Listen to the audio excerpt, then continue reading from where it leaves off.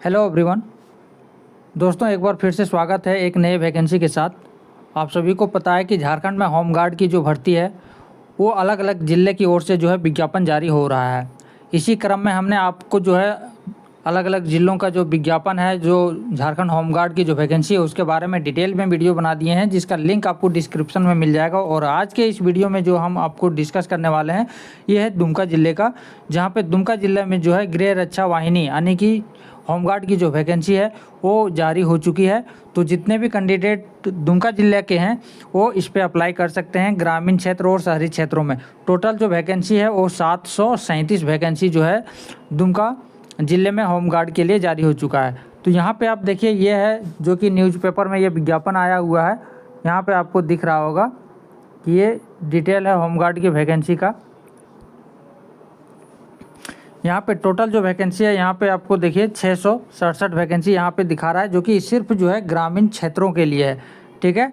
अब इसके बाद जो है यहाँ पे शहरी क्षेत्रों के लिए भी है, जिसमें 70 वैकेंसी, यानी कि कुल मिलाकर जो है आप देखें तो जो है आपका जो वैकेंसी टोटल है वो है आपका 737 वैकेंसी जो है, जिसमें आपको जो है दोनों मिलाया गया है, ग्रामीण क्षेत्र और शहरी क्षेत्रों में।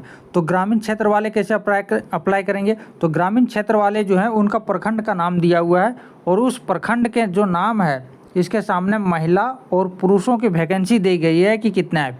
आपको बता दें कि 50% जो है महिलाओं के लिए आरक्षित रखा गया है।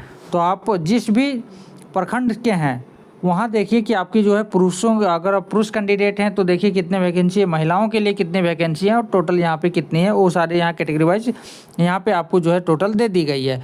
तो आपको जो है अगर आप ग्रामीण क्षेत्र में हैं तो उसी प्रखंड के अभ्यर्थी आप अप्लाई कर पाएंगे, और उस साथ ही साथ उसके लिए आपको आवासीय प्रमाण पत्र जरूरी है, तभी आप उस प्रखंड से अप्लाई कर पाएंगे। शहरी क्षेत्र में है तो उस क्षेत्र का जो है आपका जो है आवासीय प्रमाण पत्र आपको देना होगा।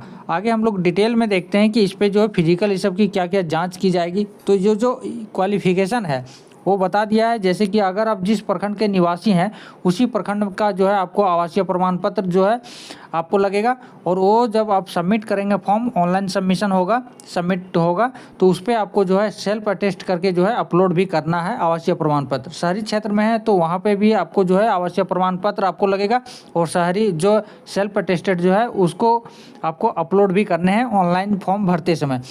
उम्र सीमा की बात करें तो 19 से 40 वर्ष की उम्र सीमा जो है आप अप्लाई कर सकते हैं, जिसकी उम्र 19 से 40 वर्ष है। एजुकेशन की बात करें तो जो 7वीं पास हैं ग्रामीण क्षेत्र में वो अप्लाई कर सकते हैं।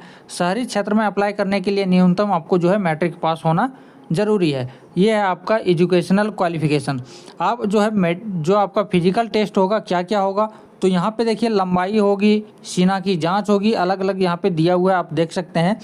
ठीक है। इसके बाद जो चयन की प्रक्रिया है वो झारखंड सरकार के द्वारा जो अधिसूचना जारी हुआ है 2014 में, उसी के आलोक में जो है आपका चयन की प्रक्रिया किया जाएगा। फिजिकल टेस्ट में आपका जो है दौड़ होगा, ऊंची कूद होगा, लंबी कूद होगा।